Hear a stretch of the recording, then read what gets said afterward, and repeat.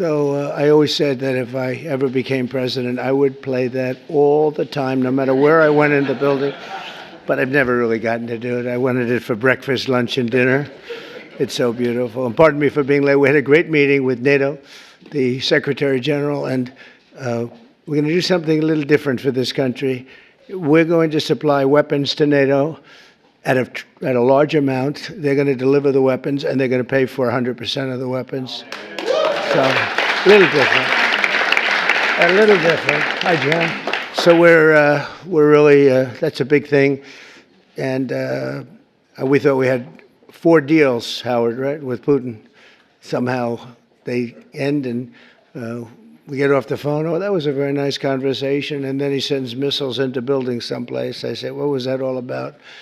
So anyway, so we're going to be doing that with NATO. And it's fully approved, fully done. We'll send them a lot of weapons of all kinds, and they're going to deliver those weapons immediately to the site of the war, different sites of the war, and they're going to pay for 100% of them. This all was made possible by going from 2 to 5% a month ago when I went there. So, yeah.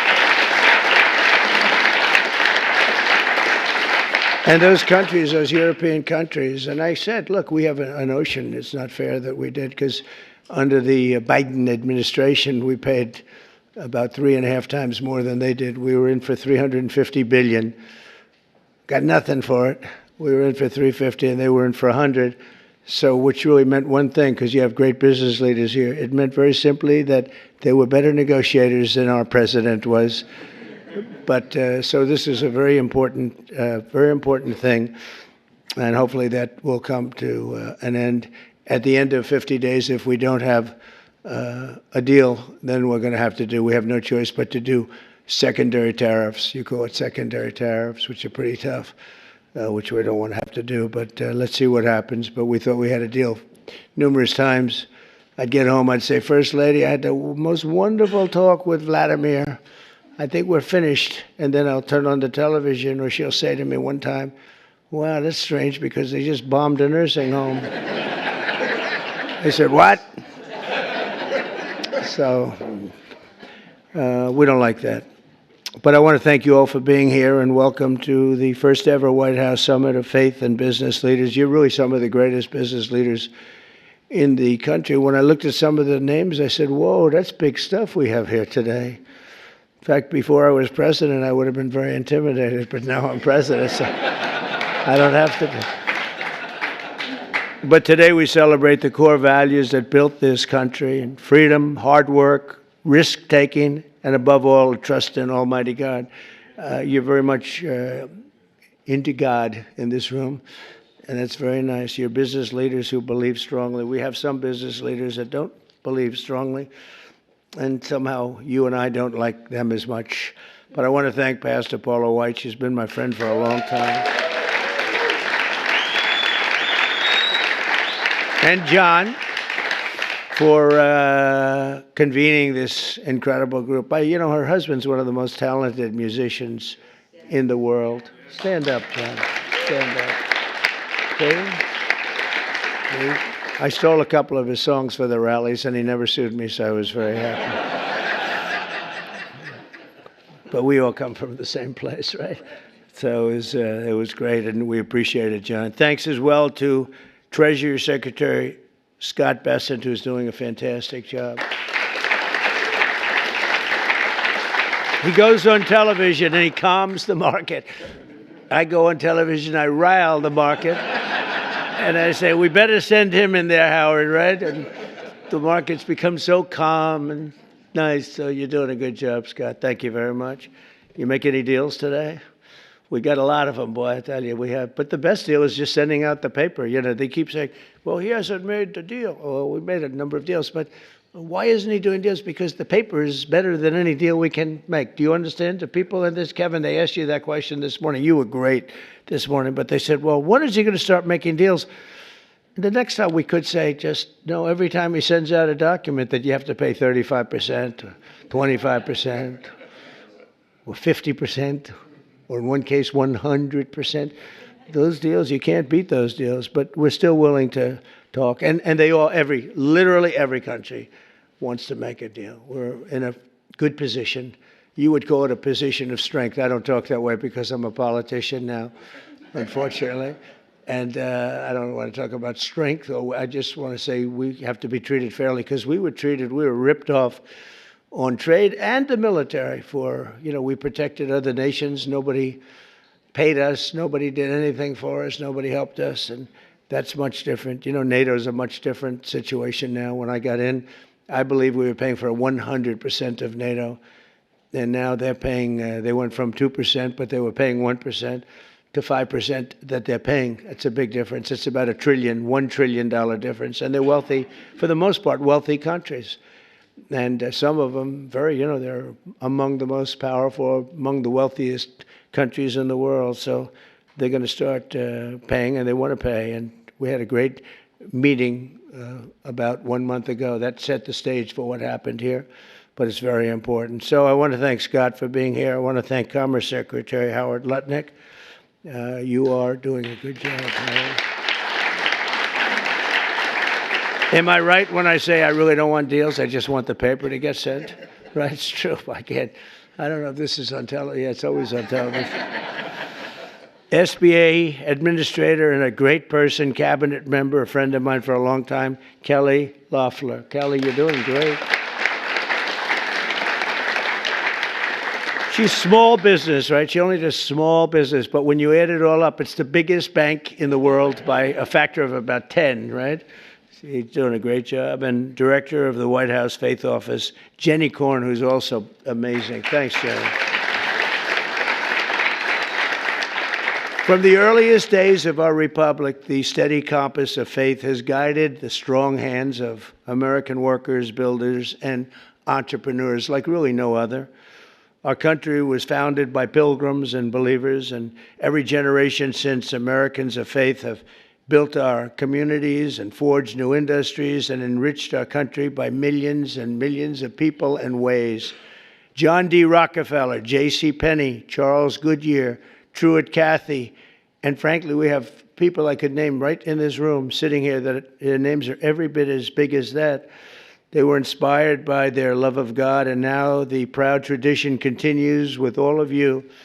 And this group reminds us, as a nation that prays is a nation that prospers. And you see that. I think one of the reasons we went so bad is they really wanted to take God and religion out of your lives. And there was nobody to, look up to. There was just nobody. It was, we were freewheeling. And we can't freewheel. Now we have to bring religion back into the country, and we're starting to do that, I think, at a very high level, Paula, a very, very high level. You see churches are starting to fill up again. Under the Trump administration, America is prospering, and America is winning like never before. Our country is back. So I was in Qatar, Saudi Arabia, UAE, and then a month ago we were in Europe with all of the NATO countries, European countries, and plus Canada. And almost everyone said almost the exact same words. They said, 1 year ago, your country was dead. Terrible term, but that's what it is. Your country was dead. We thought it was finished. And now you've got the hottest country anywhere in the world. It's true. Is the hottest country. Did you see they found $25 billion of essentially profits last night? They said, where did it come from? It came from management, but it came from tariffs. And it came from, good business skill. And I've always made money. Now I'm making it for you people. I've had good days and bad days, but in good days and bad days, I always found a way to make money. And we have to do that for our country. But and we did 188 billion in Scott just now, 188 billion in tariffs, 188, and we haven't even started yet. That's only for cars and steel. We actually have barely started. The economy is roaring, business confidence is soaring, incomes are up, prices are down, and inflation is dead. It's dead. We have a bad Fed chairman, really bad. If he would lower the rates, and I tried being nice to the guy, it doesn't help. He's like a knucklehead. No, he's a knucklehead. Stupid guy. He really is. You know, each point, think of this, each point costs us $360 billion. Billion. 1 point, 360 billion. 2 points, you got 600, 700 billion dollars. And we're way high. We're at 450 or 425? 450? And how do you go borrow money at 1% when the Fed has you at 450? And, you know, it's not that easy. I get angry at them. Why are we paying so much? You know, because he's got you up at this number. And we should always be the lowest. Now that we're doing great, we have no inflation. Think of it. Our stock market hit record highs. Everything's hitting a record high. We're really running good with no inflation. And we should be at 1%. We should be less than 1%. I think Switzerland is the lowest at like 0.5%. We should be lower because without us, there's no world. I don't want to sound overly aggressive, but without us, you have no world. And we've put our country on solid footing. We had a man as president who was the worst administration, worst president in the history of our country. We've had some bad ones, but he's the worst ever. What he did at our border can never be forgotten. 25 million people allowed to pour into our country, all unchecked, unvetted, murderers, gang leaders, gangsters, people that you don't want in our country under any means, terrorists. We have many terrorists in our country, and we're watching them close. Tom Homan, by the way, is doing a phenomenal job. Kristi Noem is doing a phenomenal job. We had last week, it was reported, nobody, not one, even I don't know if I believe that number, but it's done, the numbers are done by liberals. So they said, did you know that? They said we had nobody, zero, cross our border. It's the first time that ever happened. Zero. Did you hear that? It's like crazy. But we have people from mental institutions, insane asylums even. That's a mental institution on steroids, essentially. But we had people coming into our country. We can't have them. And we have to get them out. But we can never forgive this administration, this past. And I'm okay with administrations. I mean, I can go through a Democrat administration, say, hey, look, they worked hard, they tried hard. But the things that they did to this country, we can never, ever forget it. From the rigged elections to the border, to the transgender for everybody, from men playing in women's sport. Do you ever take a look at some of these records? There was a long-distance race, a marathon, where they had a great female runner, a number of them, but they had one in particular, and they had just an average male runner who had transitioned.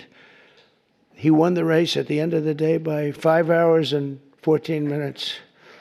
They waited for 5 hours. The weightlifting records are better, though. The weightlifting records are better. You know, the way they took a record that hasn't been broken for 18 years. 18 years. And, you know, they'd add a quarter of an ounce on each side of the barbell. And they'd just, a little tiny piece of stuff. She'd go up and she couldn't get it up. And this guy comes along. Have you lifted before? Yes, at a low level. He was a low-level lifter as a man, but transitioned. And he goes up to that thing. Bing, bing, bing, bing, bing. Could have done it all day long. Broke the record by 119 pounds. The whole thing is crazy. The swimming records are pretty good, too. You got to see that. I told the story. You had this great group of young ladies, and they grew up with each other because, you know, they sort of swam at the top level. And they were swimming, and the one girl was seriously injured.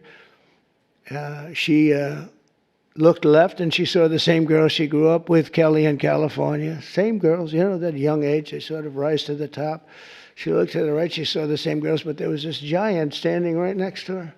And he had transitioned. You probably heard this. He had transitioned. And she'd never seen her before. And when the race was started, he blew by her so fast that she suffered massive windburn. They had to take her. It's true.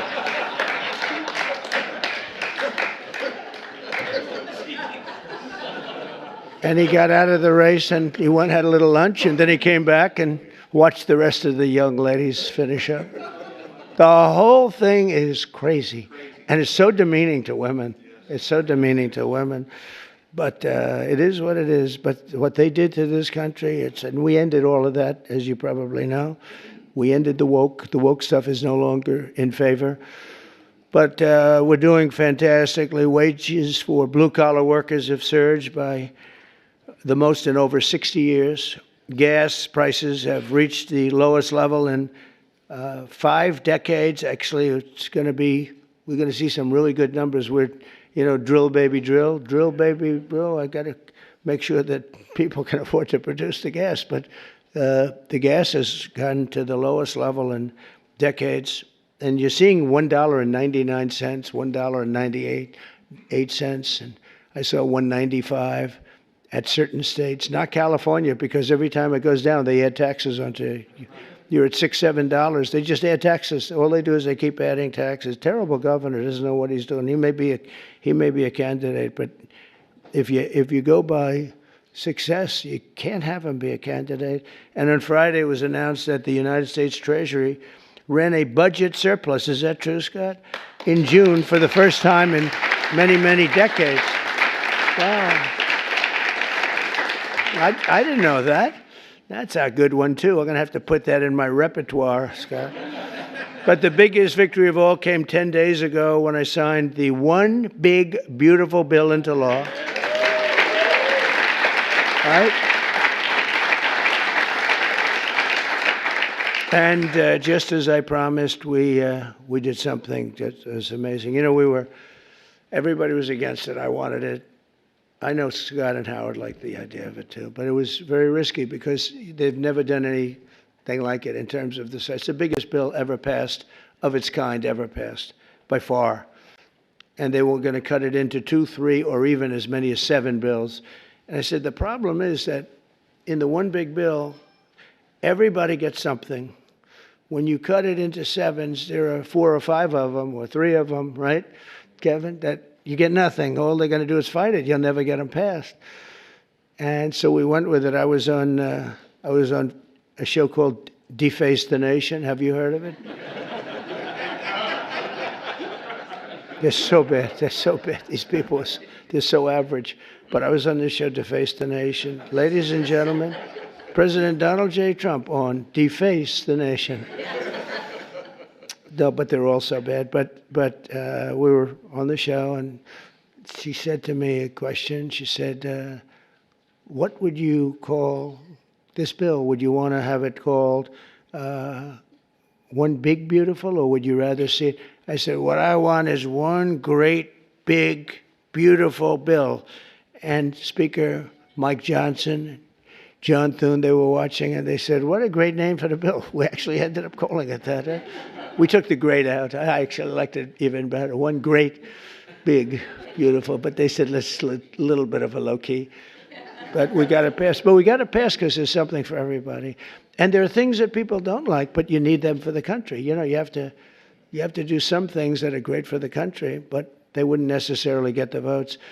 And we got the votes. Think of it, not one Democrat vote.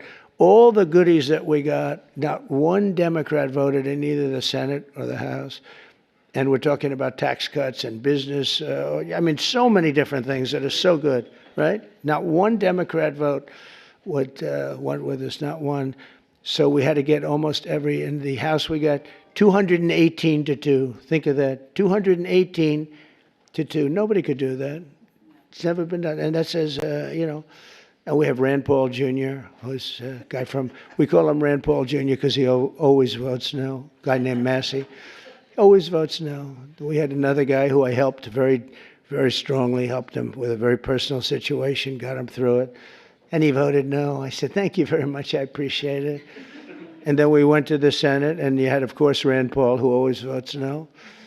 They call him Just Say No. I think they think it's... No, I think I got him elected. I had to go to Kentucky twice to do rallies to get him elected twice. But they forget. A lot of politicians forget. And then we had a couple of others. Susan Collins, she's another one. Just say no. She always brutal. And we had some people. Tillis, I guess, was a no, right? He was a no. And they said he was brave. He said no to the president, but he resigned the following morning. So anyway, that was terrible, I thought. But we couldn't lose more than three. And we had three that said no.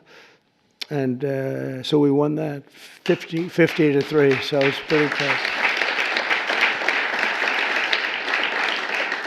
And a senator came over to me and said, I can't believe you won the House. Great guy, this senator, Eric Schmidt, who's doing a great job. He said, I can't believe you won the House. I said, actually, so remember 218-2. We needed three, so we could have lost three. We actually only lost two. I said, no, actually, the Senate was tougher than the House of the two. That question is asked to me, who was tougher? I'd say the Senate was tougher, actually, amazingly. It shouldn't have been. We had a slightly bigger margin in the Senate proportionally, but it was brutal. It was, they said, sir, we have 12 hard no's. You know, a hard no is not recoverable, right? This was at 2:30 in the morning. Mike Johnson called up. It could be 20, but it's at least 12. So could you call them, sir? I said, what time? I said, 2:30 in the morning. And we have to win, right? We can never give up. The people in this room, right? You never gave up. Mike supporter right from day one, and her husband with a bad damn back, right? How's his back? Is he okay? Every time I see him, he's got a bad back, but he's got a lot of cash, so. A lot. He's got a lot of cash.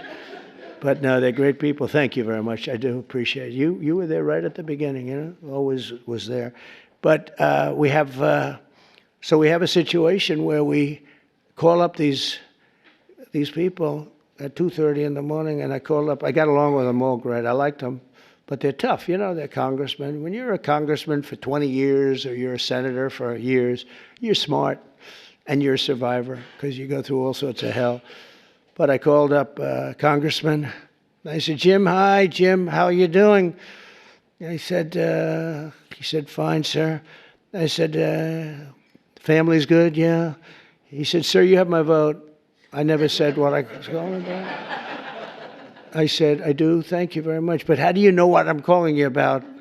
Well, he said, sir, I've been your friend for 2.5 years. You've never called me during normal hours. So I assume that if you're calling me at 2:30 in the morning, you're not calling me to ask me how's the family doing. I said, yeah. So, it's pretty good. So I called up everyone. I think everyone with the exception of one had to speak a little bit, but I call up, sir, you have my vote. Thank you. Sir, you have my vote. Think of that. And we got 12 votes in a matter of, I called back 20 minutes later. I said, you got all the votes. That's spirit, right? That's spirit. They wanted to maybe hear. They wanted to have a little love. You know, the sad part is that some of the best people are the people that don't get any publicity because they go with something because it's good. So a guy like some of the people I'm talking about, but some of the people where you didn't even have to call, they vote yes, 100%. You don't have to waste any time with them. You don't have to beg them, come on, you can do it, come on, let's have lunch, let's have dinner. And then you have other guys that want you to suffer. I mean, some of these people that I just mentioned, whose names I just mentioned, you got to go through hell. And the ones that are really good, and they love the country, and they're doing right. I mean, what's the alternative? You know, the alternative here, you're getting the biggest tax cut in history, and with the Democrats, you're going to have the biggest tax increase in history. Now, we could go into 100 other details. They're equally as crazy. So I said, so what's the difference? So you're going to say no, and you're going to have the biggest tax cut in history this way, and you're going to have the biggest tax increase the other way, and you'll probably end up in a depression, because if you ever did that, it would be a shock to the whole world. That's what happened in 1929. I said, so you're going to vote for the other side? Well, sir, I'll do what's really appropriate. You know, the losers. But you have that. Really, they're grandstanders, you know. You have grandstanders, and you have them in every business. And the Democrat has far fewer. They're grandstanders, but, you know, the one thing about them, they have bad policy. They're evil people in many ways, but they stick together. You don't have it where you don't have, I don't want to use too many names, but you don't have a Mitt Romney in the midst who makes you suffer. You don't have some of the people that I mentioned who make it so hard. They make it so hard. And the alternative is one of two things. You can either get all these things and make the economy strong, or you're going to literally have perhaps a depression where you people so rich, so beautiful, so nice to look at, will be totally busted. And let's see how long your wife stays with you. You're beautiful. She'll stay with you for about 3 weeks and she'll say, darling, I can't take it anymore. I can't take it anymore, darling. I'm leaving you. I said to one guy, he's a very, very unattractive man, but he's smart and he's rich. And I said, you better hope we get this thing passed because your wife will be gone within about 2 minutes. He said, you're right. But so we had a tremendous success, and it gives you the biggest tax cut in American history, the largest spending cut in American history, and the largest border security investment of all time. And again, we're doing great on the border. I almost say, why do we need it? We have such good numbers, but you need it. Ultimately, you're going to need it. I built hundreds of miles of border wall. Without that, you could have never had the results that we had. But to lift up the American family, we increased the child tax credit and made school permanent. We made it all permanent, the school choice. And we expanded school choice. And for every newborn child, we created what's called the Trump accounts. And this was Michael Dell. I don't know if Michael Dell's here, but Michael Dell, well, you tell him I mentioned his name because it's true. He would call me for 3-4 years. I didn't know Michael. I just know he's a great success story and a great guy. That's all he talked about was the account where you put $1,000 and as a baby is born, $1,000 into an account and you let it be invested by, I guess you pick out some good money determinant or fund or index. And I guess at a certain age, like when they're 30, goes earlier than that, but when they're 30, they're supposed to have like $75,000. That would have a huge impact on their lives. And it could even be more than that. So that passed. And it's funny, that was one of the easiest things we had to get passed. Can you believe it? I thought so many people loved it. They actually call it the Trump accounts. And I didn't fight for that name, right? I didn't fight for that. I said, that's a very great honor. But Michael Dell was amazing. That's what he said he's going to invest billions of dollars doing it for children. He's going to put a lot of his money into it. But even more importantly than the economic success, we're restoring the spirit of our country. America is once again an optimistic nation. We were so down. It was depressing. We were so down. That's why I ran again. I got cheated. They rigged the election. But I said, if I didn't think I won, I would have never run. Because that's like a poll, right? You lose, you lose. It's worse than a poll. But I saw the lack of spirit in this country for 4 years. It was a dark, horrible place. And for people of religion who were arresting your pastors, they were arresting if you went to church and you had a service outside. And the reason outside, because you had the COVID. And you could go outside. They'd arrest everybody for even having the service. I'll tell you, religion took a big hit because of the way they treated all of us. And we now have a confident nation, an optimistic nation, and we have one nation under God, and we'll always keep that term.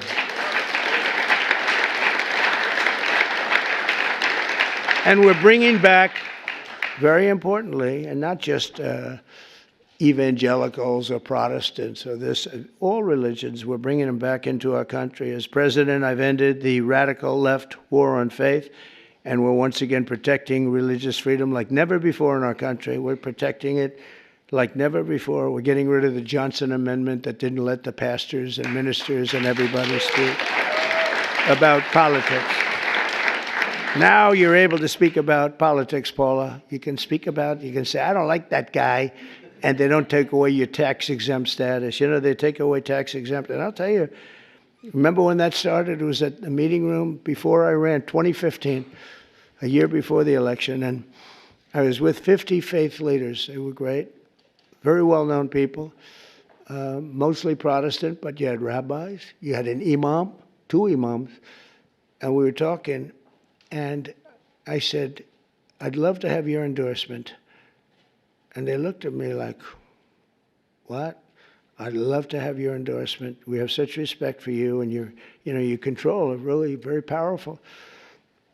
And they looked at me. They didn't say anything. Do you remember that? And I said, what's wrong with these people? I didn't know about the Johnson Amendment. Don't forget, I never did this stuff before. It wasn't like I ran. I was on the other side. I was on the same side as you. You write contributions to people that you like. But I never ran, so I didn't know about the Johnson Amendment. And I called Paula and Jenny aside. I said, could I ask you, when I said I'd want your, support, your political support and endorsement, they looked at me very weird. What's going on? Well, sir, there's a thing called the Johnson Amendment. And if they even speak about anything having to do with politics, they will immediately take away their tax-exempt status. And if they lose the tax-exempt status in your world, that means you might as well close up your church. I said, you got to be kidding. So I can't really.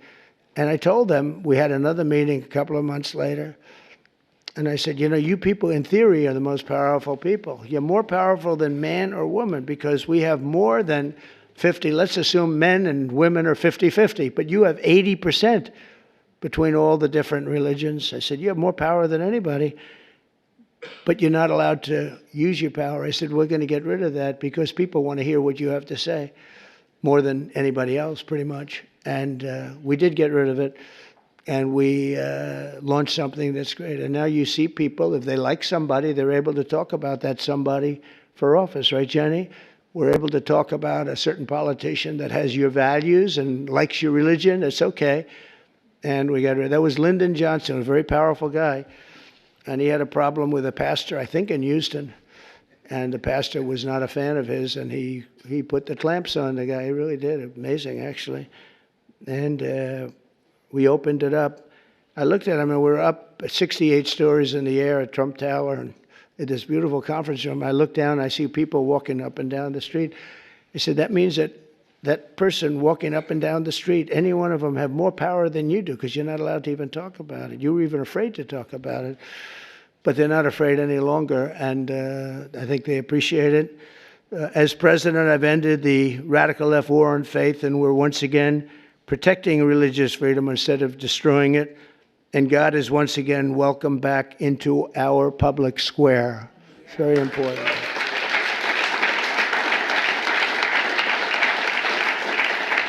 And I stopped the Biden administration's persecutions of Christians and pro-life activists. They would put people in jail if they even uttered the word. And, well, look at me. I mean, look what happened to me. I was under investigation more than the late, great Alphonse Capone. Think of it. Al Capone would kill people for dinner. If he left the room and he didn't like them, he'd have them shot, killed, buried under a building someplace as part of the foundation of a building. They're all over the place. And I said, I had more time under investigation than the legendary Alphonse Capone, or probably anybody else. But I had a lot of good people with me, and most importantly, I had the base with me at a level that it actually became stronger. The one thing I did that was very helpful, I was indicted 5 times. Think of that. Indicted. That wasn't a word that was in my father's looking down, my mother's looking down. That my son's not supposed to be indicted, I think. I got indicted 5 times, impeached 2 times. All bullshit, right? All terrible stuff. And I got impeached for making a perfect phone call. Good luck, congratulations. I had a guy come up to me, a secretary of energy from before. Sir, could you call up, of all people, President Zelensky? And I called him. I actually held off. He must have come 10 times. Please, sir.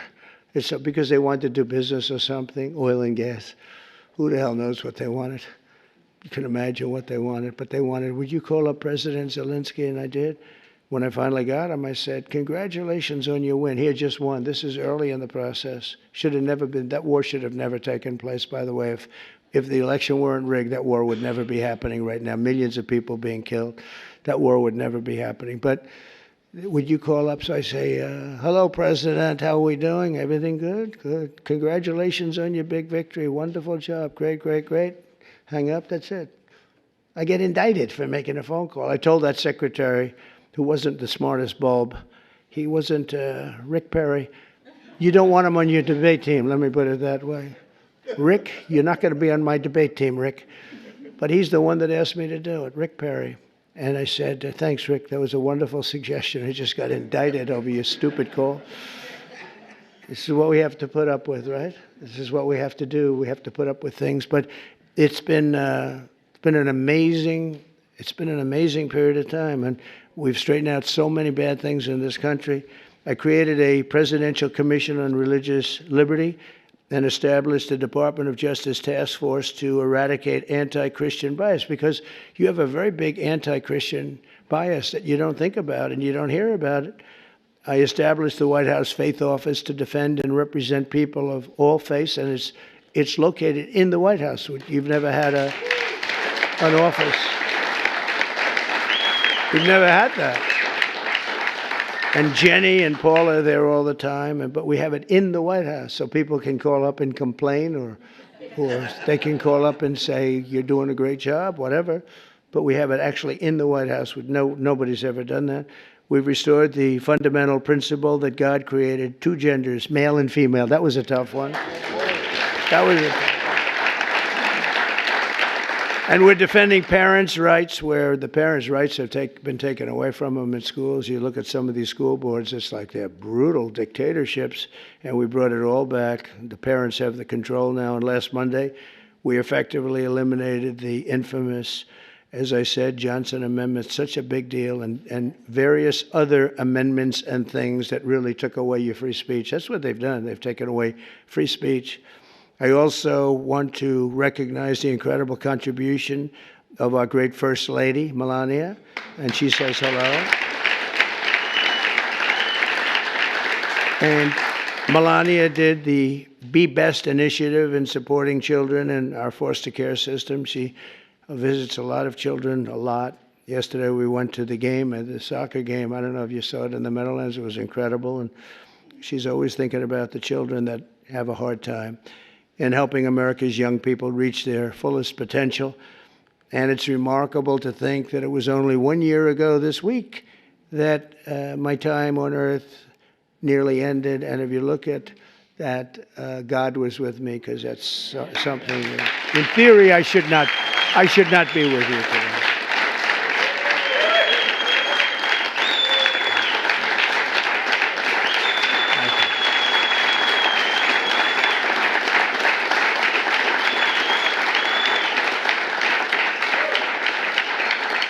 Well, I believe that, and I believe it, that my life was saved by God to really make America great again. I really believe that. I think I have a son. He's a great shooter, like a championship shooter. Don and Eric was a great shooter, both of them. But they said that at that distance with that gun, you didn't have a chance. And we turned the head at the right time, didn't we? Huh? We turned the head at the right time.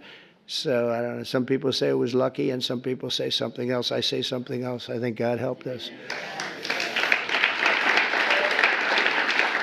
So I always believed in giving back to this nation, a nation that we love so much, and I know that everyone lives by that same sacred principle. The people in this room do, I can tell you. I hate when I see complainers, people that complain and they don't do anything about it. Like, in many cases, the media, not all of the media. I must add something, because we won in a landslide. Think of it, we won every swing state. We won by millions of votes. We won the popular vote. We won there's a district vote that's very interesting. It's where the whole map looks red for Republican, by the way. But the whole map came out, I think it was 2,750 to 505. Think of that. That's broken into little districts, little areas. We had an unbelievable election, and so I don't know, somebody said, yeah, how do you win without the press? But we have a hidden press, and the real hidden press and the hidden vote is the people and the word of mouth. Word of mouth is more important than the press, and they see what we do, and they see how we do it. I want to thank all of you and your great communities, and, it's a blessing to our country that you're here. And a blessing to our country that you become so successful and so great. And people look up to you, have no idea. You don't know. We take things for granted. You don't know. The people in this room are amazing. I even, looking at that list, I really said, that's something great. And you're all believers. I think, Paula, you wouldn't have invited people that Not a lot of. Is there an atheist in the room? Any atheists? I don't think so. I wouldn't want to raise my hand if I were. I'd be in big trouble.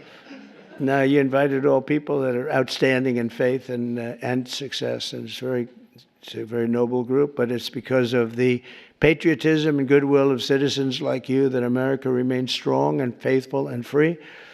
And together we're going to continue the fight for Judeo-Christian values of our founding fathers. We'll grow our economy, we'll defend our sovereignty, we'll protect our children.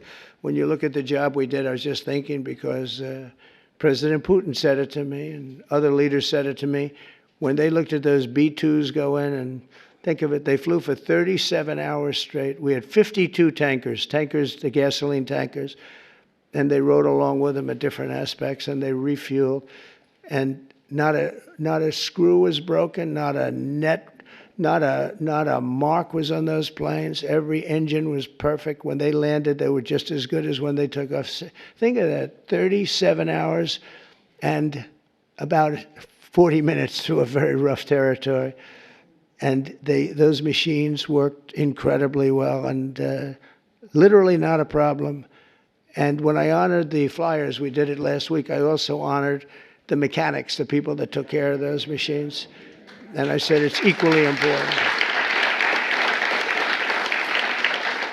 And you compare that, same country, you compare that with what happened with Jimmy Carter. It was a sad situation. The helicopters were coming down and they were crashing, and the men were all over the place trying to get the hell out of there. And it turned out to be a hostage situation and horrible thing. And probably it was one of the things that cost him the election, certainly. But when you think of that and you see this was, in terms of perfection, they think it was a perfect military. We sent the planes to Guam. Everybody thought we were flying to Guam.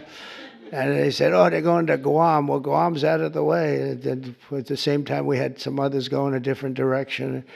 I watched horrible CNN. You know, you have to watch sometimes your opposition, and they are opposition. And I saw that they had basically the plans of when we're going in, when we would be entering Iranian oil airspace. And I said, you know, that's weird. And I called the general, Raisin Kane, he's fantastic. I said, General, and Pete Hegseth, I said, I'm watching newscasts where they're saying what time you're taking off tomorrow and what time we're going to be entering the very dangerous airspace, the worst air space anywhere there is, anywhere that in the world. I said, what do you think? Sir, we'll be fine. We blow them away, we'll be fine. Because, you know, they went those B-2s with 7, and they were surrounded by a lot of great planes. F-22s, the most beautiful plane ever built. The fighter jet, F-35s, had a lot of different planes going with them. I said, but wouldn't a surprise be better? Yeah, it would be better. I said, well, then let me cancel it, and let's make it at a different time. So the day before, you know, I canceled it. I said, I'm canceling it. We'll do it sometime within the next 2, maybe 3 weeks, but I'm canceling it. And then I had a meeting, and I said, I have an idea, because I got slightly big coverage, to put it mildly. So everyone knew it was being canceled. I said, let's leave at the exact same time we were supposed to leave, the following day. And we took off, and that's when the planes went out to Guam and this and that, and we took off. And that was the only time, and they said it, that was the only time they knew we wouldn't be coming in, was the exact same time that I came. I said, let's do something. And they flew in, and they were stealth, incredible planes, they were stealth. And they hit, every bomb hit their mark, every single bomb hit the mark. It was unbelievable how they did it. And then they said, skedaddle. Skedaddle means get the hell out of there. They had to get out of that airspace. But it was an amazing thing, and I think it was so great for our country in so many different ways. You know, you see so many incompetent people, like the way we left Afghanistan with Milley and all these incompetent, stupid people. And Biden, I mean, it was him. Leave everything behind. We'll leave jets behind. I said to Milley, I said, so you mean to tell me, because I was going to leave. We would have left earlier than them, but we were going to leave with dignity and strength. I said to Milley, you mean you want to leave a jet fighter behind? Sure, it's cheaper if we do that. I said, wait a minute, give me a tank of gas and I'll fly it to Pakistan, or I'll fly it to someplace, or I'll fly it back home. Why is it cheap? Oh, it's just cheaper. That's when I realized the guy was grossly incompetent, okay? He's telling me it's cheaper to leave a plane than it is that the planes cost 150 million apiece. Let's leave it, sir. It's just great. And they did. They left all, I was taking everything, but they left it behind. But when you look at what happened and compare that to what we have now, we have a real great machine. I rebuilt the military in my first term, and we left some of it to Afghanistan and the Taliban, and they have their parades. I hate those parades. Every year they have a parade wheeling down our equipment on some very unattractive street. That's, their Fifth Avenue. They show our equipment going down. Just it's getting older and older, but I hate to see it. But we're going to be working together to protect our children, and with the grace of God and the blessing of Providence, we will lead our country to heights that it's never seen before. I think we're going to be more successful in many ways, but I think we're going to be more successful than we've ever been. And I do think this, if we didn't catch it, if we would have lost this election, our country was finished. I think we were run by incompetent people. We were run by an auto pen that nobody knows who used it. I think it's one of the biggest scandals in the history of our country. We were run by an auto pen. Nobody has any idea who used it, including Biden. He doesn't know. Saw that interview yesterday. He knew nothing. So it's a very terrible. We're against an evil group of people, and they're very smart. Very smart. He's not, but they are. They took over the Oval Office. They actually took over the Oval Office. We can never let a thing like that happen again. So, Paul, I want to thank you very much, and I want to thank Jenny, and most importantly, I want to thank the people in this room. You really are incredible people, an inspiration to our country. And I know you don't know that. You don't think it because you're too busy working. But you are. You're a great inspiration to young people that want to be just like you when they grow up. And thank you very much for being here. And it's a great honor. And, Paul, I think you're going to say a prayer. I'll stay with you while you say your prayer, okay? Thank you very much, everybody. Thank you. Thank you very much.